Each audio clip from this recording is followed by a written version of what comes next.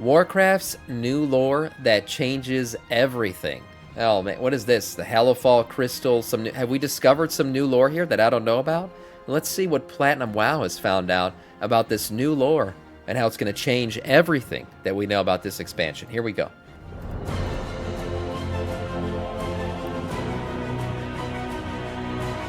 Oh, it's glorious music.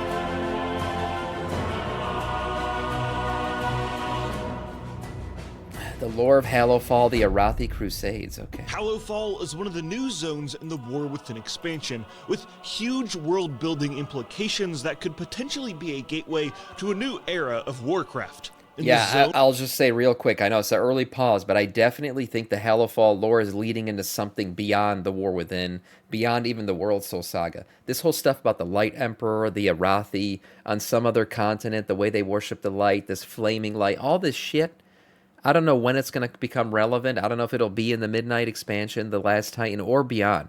But they're really laying the groundwork for some really big lore stuff here.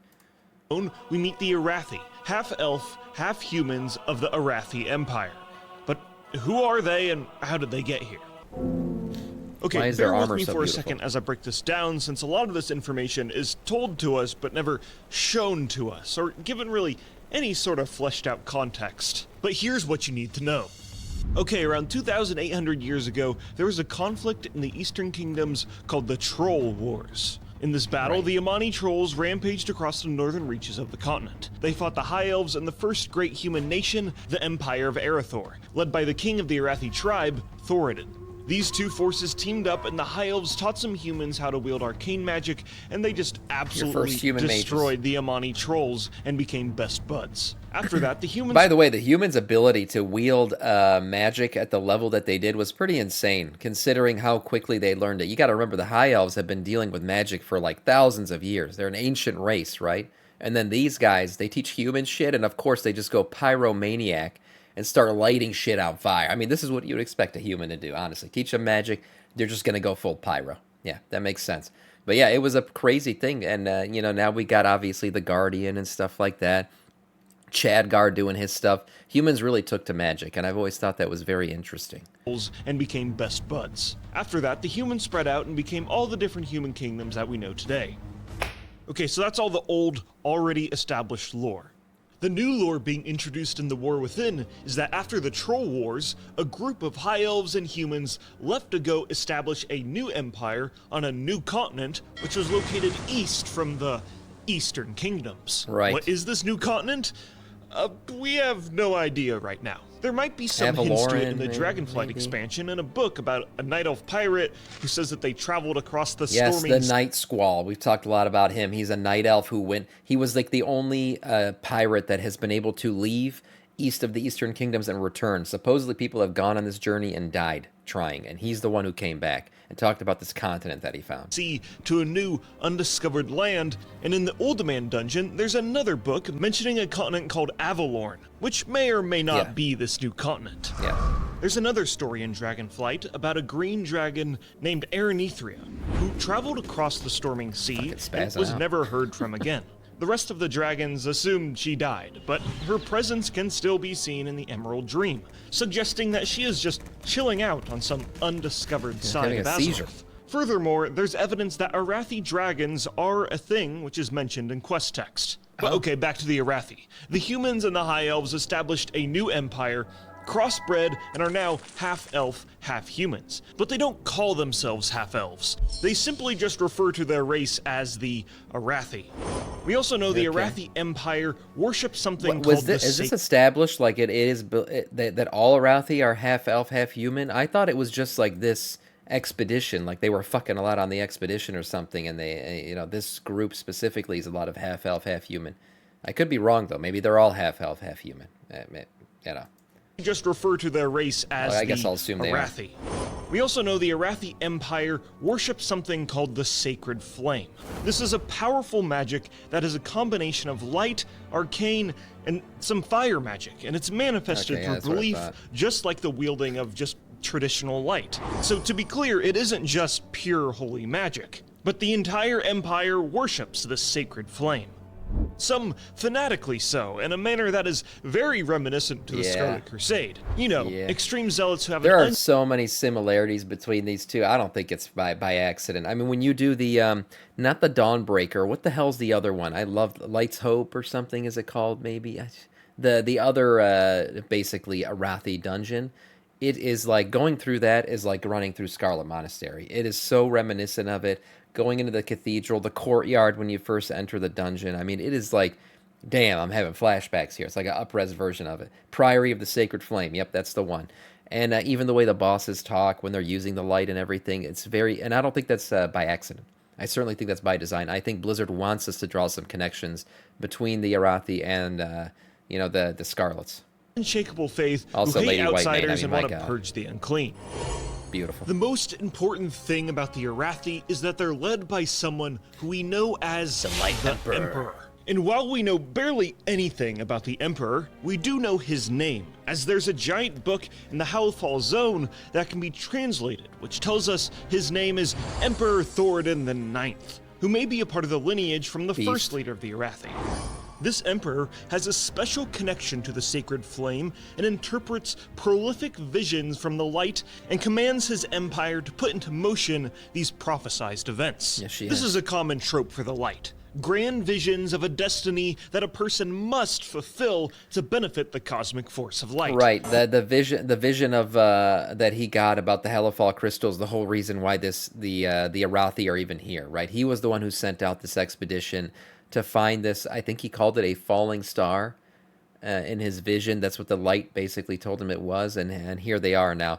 Why the light would call them here? Probably to protect it, right? Because we know that the you know, it's going into void form, this and that. The Nerubians are after it. We know Xal'atath is after it. She was in the cinematic gathering power from it or something. So it's clearly important, and the Arathi are here protecting it now.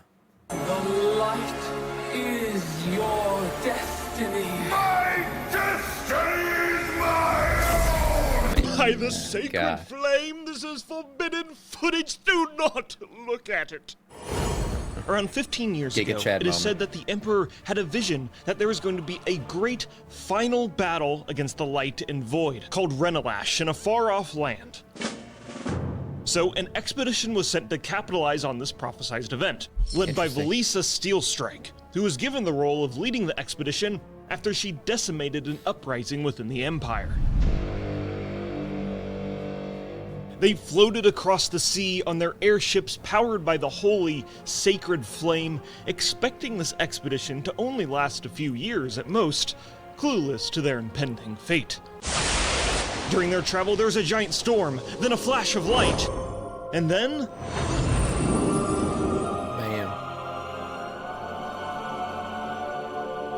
I do want to say one thing real quick. Hallowfall as a zone, it's underground, mind you, is one of the most gorgeous zones I've seen in the game in a long time. I freaking love Hallowfall. The music, the aesthetics, the fact that there's like an underground ocean in it. I mean, it's just right. Everything was done perfectly right in it, and I freaking love it. Through a moment of divine intervention, the expedition was transported deep below the earth in a gigantic cavern which would later be named Hallowfall, where there is a giant sun-like crystal embedded in the top of the zone. As of making this video, its origins are currently unknown, but the light-worshipping Arathi instantly fell in love with it and named it Beledar, the Emperor's Vision, the great crystal that their glorious leader had prophesied them to find. What we do know about Beledar is that it's somehow connected to the world soul of Azeroth, and the Radiant Song that many characters heard that led us to this continent and kicked off this expansion were also heard by the Arathi. And so for the next 15 years, the Hallowfall expedition established a foothold in this blessed land, creating a civilization in what we can assume is very similar to their empire back home. Yeah, we could assume probably that the architecture and things that, you know, we see here are a lot like what the Arathi Empire on, we're going to say Avaloren, but I don't know if that's what it's called, what it looks like over there. It's probably what, you know, their kingdom is probably very much similar to this. I say the Light Emperor's identity is hidden because he is undead. Oh, God. Well, we know from the Light's Priory dungeon, right? We've seen undead forged by the light or raised by the light, I guess you could say. But I don't know if that's something they are typically, you know, inclined to do. We know that it's possible, But I don't know if what they were doing in that dungeon was considered blasphemy or not. It's an interesting thing that I have to look into. I thought someone sent me an invite. What? And they have done some great and efficient construction work, building multiple outposts, watchtowers, towns, farms, and churches, all in the span of 15 years. That's pretty fast. But unfortunately, all the mages that accompanied the expedition to make portals to go back home died in the storm. All except one, who doesn't even know how to cast portals. So the expedition is stranded here in Hallowfall. I mean, yes, they could leave the zone if they really wanted to, but these light worshippers are willing to fight and die in defending Beledar. But this faith in the sacred flame has been put to the test over the past couple of years. Oh no. The Arathi call it the Day of Darkness. The day Sargeras stabbed his sword into Azeroth during the Legion expansion, which somehow led to Beledar twisting into this void state. This is why everyone believes there's a Naru in the planet, or in the crystal. It's because typically what we've seen from Naru, first of all, Beledar does sound a lot like Zenadar and all the other Adars that we know, which are Naru ships, or ships powered by Naru and stuff like that, which is, makes sense. Okay, say there's a Naru in the center of this crystal right here, right? And its conversion into the shadow started after Sargeras stabbed the planet. Okay, and that makes sense because from what we've seen, Naru start to shift between void and light for two different reasons. One is either they get very old, they start to age out, right, and these things start to happen, or two, they get damaged in some way, right? And after they've been damaged in some way, they start to shift between light and void. So yeah, could a giant sword, just a tip, remember, just a tip now, penetrating the planet, cause damage to a crystal that's also embedded in the planet? Probably. Yeah, probably shook the crust a little bit, caused some things to happen, and damaged it. Hence the reason now we see it also going into void form, like we see right here. So yeah, that totally makes sense, and is another hint towards, yes, there's probably a Naru inside of this crystal. Which somehow led to Beledar twisting into this void state. Ever since, the crystal in Hallowfall has been shifting in and out of its corrupted state at seemingly random times that can last moments to entire days. The Arathi call this Beledar's shadow, and during this time, the enemies of the Arathi and their sacred flame emerge from the shadows to attack. Creatures like the deep-sea raiders called the Kobus, chaotic void elementals, and the Nerubians from Aj Kahet. The Arathi will be but the first to fall. You're nothing against Aj Kahet. When Beledar shifts, the Arathi must stop everything they're doing and act in accordance. The heroes of the expedition in this time of chaos are the Lamplighters, Arathi soldiers whose mission is to light the Dawn Towers to ward off enemies with the sacred flame and keep the citizens safe. Those who oppose the Emperor will fall at our feet. Glory guides my hammer! That's pretty badass. I love these guys. During the main storyline of the Hallowfall Zone, we meet the Great Chiron, the leader of the Lamplighters, and Faerun Lothar, who is a Lamplighter who serves as our guide and is a part of the royal Lothar family. Arathi believe that it is through their faith in the flame alone that Beledar has not shifted to permanent shadow, but they're currently fighting a losing war. That is one of the reasons why when we arrived to Hallowfall... You wonder too, like, how fast can they possibly repopulate? Are they repopulating? I mean, we've seen children, obviously, in Hallowfall, so they are procreating and having children. We know that. Some of the quests that we've done, have to do with like the kids in the daycare and stuff like that. But are they able to do it at a rate that's fast enough, or grow at a rate that's fast enough to offset the fact that they're losing soldiers every time this crystal shifts? Probably not. They have dwindling numbers, I'm very sure of it. And, you can't put a child in armor and send it to battle, obviously. Has to be trained. Probably at least needs to be a teenager before it can actually be effective in battle. So, they're running into that problem for sure. But now, what are the Nerubians going to do now that we killed their queen? Are they going to continue to attack? Is Xal'atath going to continue to push them to do things for her? I don't know. To be determined. The Arathi don't just attack us on sight, because they're desperate for aid. But not everyone in the Hallowfall expedition is accepting outside aid. In the Priory of the Sacred Flame dungeon, There are members of the expedition who are more fanatical in their beliefs, and think their faith in the sacred flame alone is enough to overpower their enemies, which includes us. Right. The sacred flame will... And that's why I said, like, raising up undead from the light might not be a thing that the Arathi actually do, but it happens in the Priory because these are radicals. Like, this shit's out of control. And that's why we see undead Lightforge people. Cleanse your transgressions! Hey, what the fuck did I do? Jesus.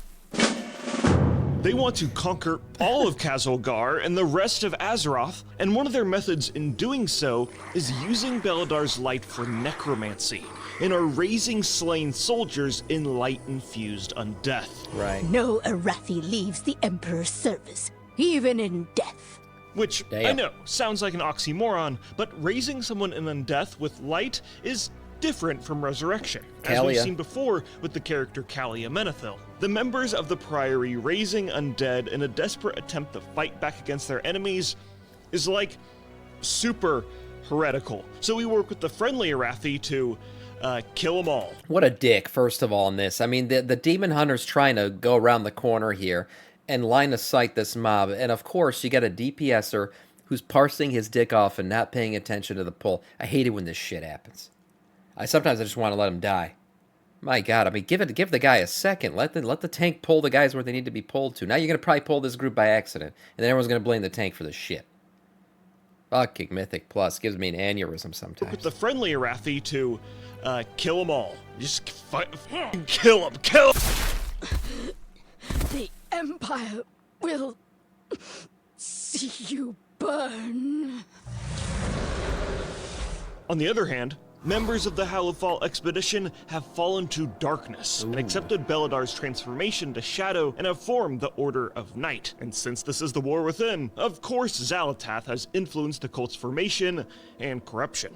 The Harbinger shall claim Hallowfall. Let night be unending! By my holy hammer! And that's pretty much all the super important lore Basically. that we currently know about the Arathi.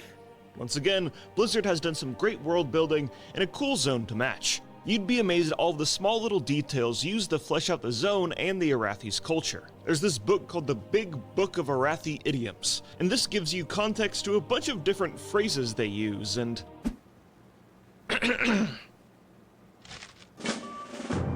I went to town and I was blessed with Dunnell's kindness of fresh meat and cheese for me to enjoy after I achieved Tanir's Ascent, where we performed an Aegis Wall with my boys. Me joining the Lamplighters really was the light spark that gave my life meaning. All right, And, yeah, that's it. their lore is great. Thank you, everybody. Thank you. Also, the Arathi tame and ride lynxes, which is cool. This is entirely a headcanon thing, but I like to think that this realm. MTS, thank you for the sub on YouTube. Welcome to taming our and scourge. riding of felines is a residual part of elven culture that carried on into the Arathi. That's pretty since cool, the High yeah. Elves were once the Kaldarai, who, you know, rode lightsabers and stuff. Also, a very groundbreaking and entire franchise-defining bit of lore that came from the Arathi is that there's this book that explains their viewpoint on the cosmic forces. So before this, we've had two views of the cosmic forces of the Warcraft universe. One is in the Chronicle book, Right. and one is from the Brokers in Shadowlands. Right. But now we have a third cosmic theory of the universe, which is a combination of these two previous charts in something called a hexateron, also known as a nice. 5-simplex, which is a 5-dimensional geometry, Okay. regular 20 triangles, 5 15 tetrahedron. polytope, and Okay. basically the cosmic forces in the universe can be mathed out There's a lot more intermingling and crossover between the cosmic forces. I think that's what the Hallowfall people are getting at, is that there isn't this separation. A lot more crossover. Everything's more connected than we think. And I think it's hinting at the whole thing that the World Soul Saga is hinting at a whole, and that is balance, right? Everything's better with balance. The light should not win over the void, and the void should not win over the light. All of it's required in a giant mixy soup that when perfectly balanced, tastes really good. I don't know. Maybe a hint that the Tuskar actually knew what they were doing making soup after all. Who knows? 3D space, that's like a D20. And there are planes that are a combination of forces in the universe, like a light and fire plane, or a life and void plane, which gives us an explanation for the Arathi harnessing the sacred flame, which is a combination of light and arcane. Okay, and that's a thing, I guess. Okay, what are some things I don't like about the Arathi, and things that fill me with trepidation about the storytelling behind them? Okay. It's stated that the Hallowfall expedition's kindness to us is out of desperation, and if we were to ever visit their empire, they'd most likely attack us on sight. I think this that's makes right. me wish our relationship with the expedition was more complex and strained. Kind of like our relationship with the Mantid. They're simply the enemy of our enemy, and that's why they work with us. Yeah, the Mantid were cool, man. That was one of the cool... Mists of Pandaria had some pretty good lore, I'm not gonna lie. I like the Mantid.